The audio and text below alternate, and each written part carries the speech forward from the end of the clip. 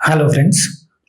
ఈరోజు మనం మాట్లాడుకోబోయే టాపిక్ ఏంటంటే, ఈ అమెరికా మరియు ఇజ్రాయెల్ కలిసి ఇరాన్ పైన గత 7 రోజులుగా కంటిన్యూస్‌గా యుద్ధం కొనసాగిస్తూనే ఉన్నాయి. దానికి ప్రతిగా ఇరాన్ కూడా అమెరికా స్థావరాలపైన చుట్టూ ఉన్నటువంటి పశ్చిమాసియాలోని అనేక ముస్లిం కంట్రీస్‌లో ఉన్నటువంటి అమెరికా స్థావరాలపైన తన యొక్క ప్రతాపం లేదా యుద్ధం కొనసాగిస్తూనే ఉంది. సో, ఈ నేపథ్యంలో ఈ యుద్ధం జరుగుతుండగానే ట్రంప్ గవర్నమెంట్ నుంచి ఒక ప్రకటన వెలువడ్డది. అదేంటంటే, భారత్ రష్యా నుంచి చమురును కొనుగోలు చేసుకోవచ్చు. ఆ చేసుకోవడానికి 30 రోజుల పాటు మేము వెసులుబాటు కల్పిస్తున్నాం అని చెప్పి ట్రంప్ గవర్నమెంట్ నుంచి మనకు ఒక స్టేట్మెంట్ విడుదల చేయడం జరిగింది. సో, ఈ స్టేట్మెంట్ రాగానే ఇండియాలో ఉన్న ప్రతి ఒక్కరికి చాలా కోపం వచ్చేసిందనమాట. సో, యూట్యూబర్స్ కానివ్వండి, ప్రతిపక్షాలు కానివ్వండి, కేంద్ర ప్రభుత్వంపై ఈ ట్రంప్ మనకు స్టేట్మెంట్ ఇవ్వడం ఏంది, మనం రష్యా నుంచి ఆయిల్ కొనుగోలు చేయాలా వద్దా, లేకపోతే ఏ ధరకు కొనుగోలు చేయాలి, ఇవన్నీ నిర్ణయించడానికి ట్రంప్ ఎవరు అని చెప్పి ఇండియాలో ఉన్న అందరికీ కోపం రావడం జరిగింది. సో, వాళ్ళు యుద్ధం చేసుకుంటూ మన భారత్ పైన ఈ రిస్ట్రిక్షన్స్ కానీ, ఈ పర్మిషన్స్ కానీ ఇవ్వడం ఏంది, మనం ఒక సార్వభౌమత్వం కలిగినటువంటి ఒక దేశంలో ఎలక్టెడ్ గవర్నమెంట్ ఇంత పవర్ఫుల్గా మనం ఎదుగుతున్న టైంలో మనకు ట్రంప్ ఈ ఇన్స్ట్రక్షన్స్ ఇవ్వడం ఏంది, ఈ ట్రంప్ రూల్స్ పెట్టడం ఏంది అని చెప్పేసి చాలామందికి కోపం రావడం జరిగింది. కానీ ఈ స్టేట్మెంట్ ఇచ్చిన తర్వాత మనం ఒక విషయం అర్థం చేసుకోవాలి. యుద్ధం అక్కడ జరుగుతున్నప్పుడు ఈ ఇజ్రాయెల్ మరియు అమెరికా ఏదైతే ఇరాన్ పైన యుద్ధం చేస్తున్నాయో దీని యొక్క నేపథ్యాన్ని మనం అర్థం చేసుకొని, ఈ సిచ్యువేషన్ ఎందుకు వాళ్ళు ఆ స్టేట్మెంట్ చేశారో, ఎందుకు ఆ స్టేట్మెంట్ చేసిన తర్వాత కూడా మన కేంద్ర ప్రభుత్వం నార్మల్గా ఎందుకు రియాక్ట్ అయింది, అండ్ ఈ ట్రంప్ చెప్తే మనం ఎందుకు వినాల్సి వస్తుంది, వీటన్నిటికీ కూడా మనం సమాధానం వెతికే ప్రయత్నం చేద్దాం. సో, మొదట జరిగిన నేపథ్యం చూడండి. ఇజ్రాయెల్ మరియు అమెరికా ఇరాన్ పైన ఏదైతే యుద్ధం ప్రకటించాయో, యుద్ధం కొనసాగిస్తున్నాయో, బాంబుల వర్షం కురిపిస్తున్నాయి.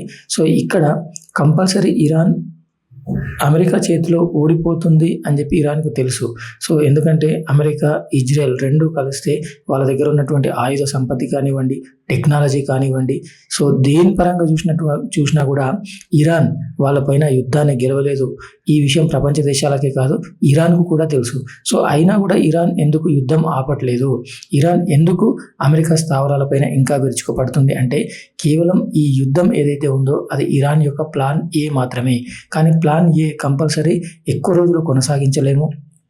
ఈ యుద్ధం ఏదైతే అమెరికా పైన మనం చేయాలనుకుంటున్నామో, ఇజ్రాయెల్ పైన, వాటి యొక్క స్థావరాలపైన ఈ ఇరాన్ ఏదైతే యుద్ధం చేస్తుందో అది ఎక్కువ రోజులు కొనసాగించలేము, ఆ దాడికి మనం తట్టుకోలేము అన్న విషయం కూడా ఇరాన్కు తెలుసు. అందుకే ప్లాన్ బిలో ఈ ఇరాన్ ఏం చేస్తుంది అని అంటే, హర్మూజ్ జలసంధి ఏదైతే ఉందో ఈ జలమార్గం, హర్మూజ్ జలమార్గం వాళ్ళ ఇరాన్ పక్కన ఉన్నటువంటి హర్మూజ్ జలమార్గం ప్రపంచ క్రూడ్ ఆయిల్కి ఆయుపట్టు లాంటిదని చెప్పుకోవచ్చు. ఈ హర్మూజ్ జలమార్గం నుంచే మనకు అంటే ఇండియాకి రోజుకు 25 లక్షల బ్యారెల్ల చమురు దిగుమతి చేసుకోవడం జరుగుతుంది. సో, మన ఒక్క కంట్రీ మాత్రమే కాదు, యూరోపియన్ యూనియన్ కానివ్వండి, జపాన్ కానివ్వండి, దక్షిణ కొరియా కానివ్వండి, చైనా కానీ, ఈ అన్ని దేశాలు కూడా ఈ జలసంధి పై నుంచే ఈ ఆయిల్ని దిగుమతి చేసుకోవడం జరుగుతుంది.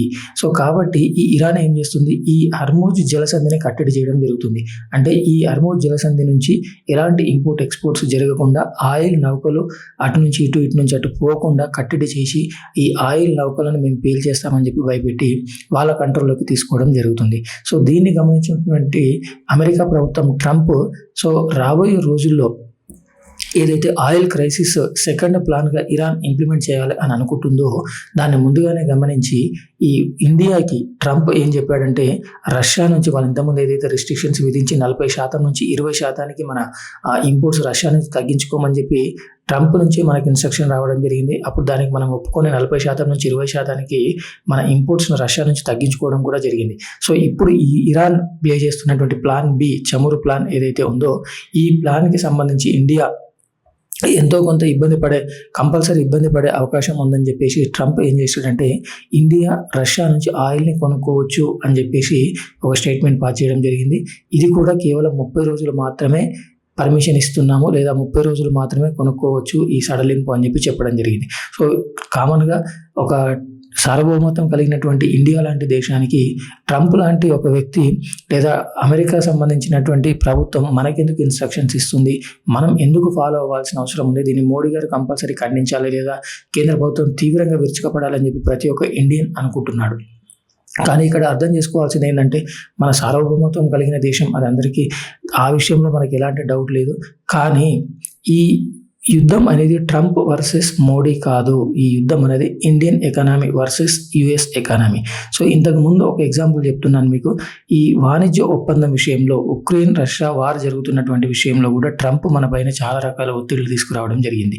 సో ఈ వాణిజ్య ఒప్పందానికి సంబంధించి మనము ట్రంప్ ఏదైతే రూల్స్ రెగ్యులేషన్స్ పెట్టాడో ఈ వాణిజ్య ఒప్పందంలో, వాటి గురించి చాలా రోజుల పాటు డిలే చేసుకుంటూ అందులో మార్పులు చేర్పులు చేస్తే మన కంట్రీకి, మన ఎకానమీకి, మన ప్రజలకు ఉపయోగపడే విధంగా అందులో మార్పులు చేయాలని చెప్పి చాలా రోజులు మనం డిలే చేసి కన్సెన్సస్ డిస్కషన్స్ చాలా జరిగాయి. అయినప్పటికీ ట్రంప్ లాస్ట్కు మన పైన సుంకాల ఒత్తిడిని పెంచి మన రూపాయిని బలహీనపరిచేటట్టు చేసి, అంతర్జాతీయ మార్కెట్లో మన కరెంట్ అకౌంట్ పైన ఎఫెక్ట్ పడేటట్టు చేసి ఏం చేశాడు, వాణిజ్య ఒప్పందాన్ని మనం ఒప్పుకునేటట్టు చేయడం జరిగింది. సో సేమ్ ప్లే కార్డ్ మళ్ళీ ఇక్కడ కూడా ప్లే చేసే అవకాశం ఎంతైనా ఉంది. సో ఇప్పుడు మన కంట్రీలో ఉన్న వాళ్ళందరికీ కోపం రావడానికి రీజన్, అండ్ ఆ కోపాన్ని ఎలా తీర్చుకోవాలి, ఈ ట్రంప్ ప్రభుత్వం పైన మనం ఎలా విరుచుకుపడాలి అని ఆలోచిస్తున్నారు తప్ప, ఒకవేళ ఈ ట్రంప్ చెప్పింది మనం వినాల్సిన అవసరం ఏం లేదు. కానీ వినకపోతే ఏం జరుగుతుంది అని ఆలోచించాల్సిన అవసరం కంపల్సరీ ఉంది. సో వినకపోతే ఏం చేస్తాడు ట్రంప్, మళ్ళీ సేమ్ గేమ్ ప్లే చేసే ఛాన్స్ ఉంది. సుంకాలు పెంచడము, మన ట్యాక్సులను పెంచేయడము, మనం ఎక్స్పోర్ట్ చేసే ప్రోడక్ట్స్ పైన ట్యాక్సులు మొత్తం పెంచేసి మన ఎక్స్పోర్ట్ని, మన కరెంట్ అకౌంట్ని ఇబ్బంది పెట్టే ప్రయత్నం చేస్తాడు. సో దానివల్ల ఏం జరుగుతుంది, ధరల పెరుగుదల, ఈ ధరల పెరుగుదల వల్ల మన ఇండియాలో ఉన్నటువంటి ఎకానమీ పైన ఎఫెక్ట్ పడడం జరుగుతుంది. సో వీటన్నిటిని దృష్టిలో పెట్టుకొని మన ప్రభుత్వం, అంటే మన మోడీ గవర్నమెంట్ ఏం చేస్తుంది అంటే టెంపరీగా ఆ రూల్స్ రెగ్యులేషన్స్ ఏవైతే ఉన్నాయో, ఇప్పుడు అతను చెప్పింది మన కంట్రీకి బెనిఫిటే. రష్యా నుంచి ఆయిల్ కొనుగోలు చేయడం అనేది 30 రోజుల పాటు వెసులుబాటు ఇచ్చినా కూడా మనకు బెనిఫిటే. సో అదను ఇన్స్ట్రక్షన్స్ ఇవ్వడం ఏంటి అని చెప్పి ఆలోచించే కంటే కూడా రేపు పొద్దున ఇరాన్ ఏదైతే ప్లాన్ బి ఇంప్లిమెంట్ చేయబోతుందో, ఈ జలసంధి గుండా ఈ జలసంధిని దిగ్బంధం చేసేసి ఈ ఆయిల్ క్రైసిస్ని సృష్టించబోతుందో, ఆ ఆయిల్ క్రైసిస్లో ఇండియా పడకుండా ఉండాలి అని అంటే ఈ వెసులుబాటును మనం అద్భుతంగా ఉపయోగించుకొని రష్యా నుంచి కంపల్సరీగా ఈ 30 రోజుల పాటు అయినా సరే ఆయిల్ను దిగుమతి చేసుకుంటే ఇండియన్ ఎకానమీ కానీ, ఇండియాలో ఉన్న ప్రజలకు కానీ ఆయిల్ పట్ల ఎలాంటి క్రైసిస్ రాకుండా మనం కాపాడుకునే ప్రయత్నం చేయవచ్చు. సో ప్రతి కంట్రీ పైన ప్రతిసారి మనము వాళ్ళు ఏదో చెప్పారని చెప్పి కోపాన్ని ప్రదర్శించడం లేదా విరుచుకుపడడం కంటే కూడా అమెరికా పాకిస్తాన్ కాదు, లేదంటే అమెరికా బంగ్లాదేశ్ కాదు, అమెరికా ఈజ్ అమెరికా. సో ఆ అమెరికాను మనం పొగుడుతున్నామనో లేకపోతే అమెరికా గ్రేట్ అని చెప్తున్నామనో కాదు. ఇక్కడ జరుగుతున్నది సార్వభౌమత్వానికో లేకపోతే ఆ దేశానికి మన దేశానికి యుద్ధం జరుగుతుందో కాదు, కేవలం ఆర్థిక యుద్ధం మాత్రమే జరుగుతుంది. సో మనల్ని కట్టడి చేయట్లేదు, రూల్స్ రెగ్యులేషన్స్ పెడుతున్నాడు. ఆ రూల్స్ రెగ్యులేషన్స్ మనం ఫాలో అవ్వకపోతే ఆయన చేతిలో ఉన్న ఏవైతే సుంకాలు ఉంటాయో వాటిని పెంచి మనల్ని, మన రూపాయిని పడిపోయేటట్టు చేస్తున్నాడు. So it is a part of game అనుకోవచ్చు. సో ఎందుకు ఇప్పుడు ఆ ట్రంప్ చెప్పాడని చెప్పి మనం వినకుండా రష్యా నుంచి మనం ఆయిల్ ఇబ్బడిగా దిగుమతి చేసుకునే ఛాన్స్ ఉంది. సో దిగుమతి చేసుకునే ఛాన్స్ మనకు ఉన్నప్పుడు ఆ ట్రంప్ చెప్పింది మనం వినకుండా మనకు సంబంధించిన బెనిఫిట్ని మనం రష్యా నుంచి తీసుకునే ప్రయత్నం చేస్తే నెక్స్ట్ ట్రంప్ తన చేతిలో ఉన్నటువంటి సుంకాలను తను పెంచుకునే అవకాశం కంపల్సరీగా ఉంటుంది. సో ఆ విధంగా పెంచినప్పుడు మనం తట్టుకునే కెపాసిటీ ఉంటేనే మనం రష్యాకు సంబంధించి అమెరికా విషయంలో ఆపోజిట్ వెళ్ళే ఛాన్స్ ఉంటుంది. సో ఈ నేపథ్యంలో మనం ఆర్థిక యుద్ధంగానే మాత్రమే దీన్ని పరిగణించాలి. ఇదేదో మన దేశ సార్వభౌమత్వానికి, లేదంటే మోడీ గారు ఎందుకో అమెరికా పైన విరుచుకుపడట్లేదు, లేదంటే మోడీ గారు సెంట్రల్ గవర్నమెంట్ దీన్ని ప్రాపర్గా ఫారిన్ పాలసీని డీల్ చేయట్లేదు, ఏదైతే యూట్యూబర్స్లో లేదంటే ఏదంటే నార్మల్గా మనం అనుకుంటున్నామో అది పెద్దగా మనం అనుకోవాల్సిన అవసరం లేదు.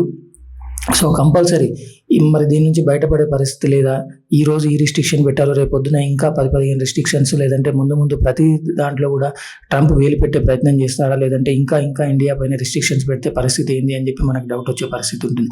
సో ఇక్కడ ఏ ట్రంప్ కానీ ఇంకా ఏవైనా సరే ఆర్థిక విషయంలో మాత్రమే ఈ రిస్ట్రిక్షన్స్ కానీ, ఈ గేమ్ కానీ, గేమ్ ప్లాన్ కానీ రన్ అవుతుంది. ఆర్థిక విషయాలు తప్ప మిగతా ఏ విషయాల్లో కూడా ఏ కంట్రీ కూడా మనతో గేమ్ ఆడే ప్రసక్తి లేదు. So we are independent country, we are one of the super power country, ఆ విషయంలో ఎలాంటి డౌట్ లేదు. కానీ ఎకనామిక్ గేమ్లో మాత్రం ఎవరిని మనం ఆపడానికి వీలు ఉండదు.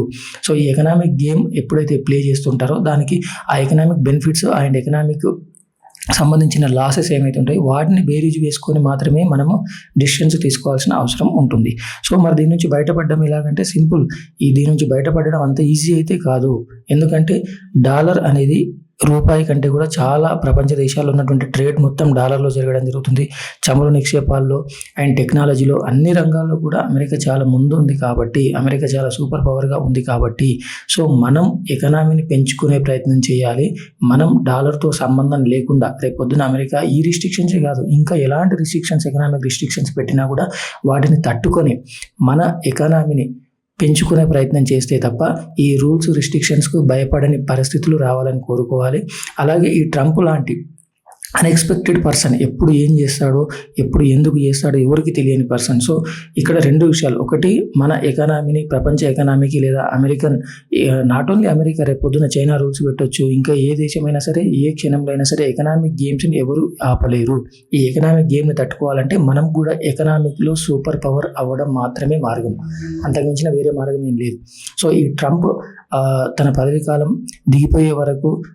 దిగిపోయిన తర్వాత నెక్స్ట్ వచ్చే ప్రెసిడెంట్ ఎవరైతే ఉంటారో వాళ్ళు పాత సత్సంబంధాలను ఇండియా పట్ల కొనసాగిస్తే వెల్ అండ్ గుడ్.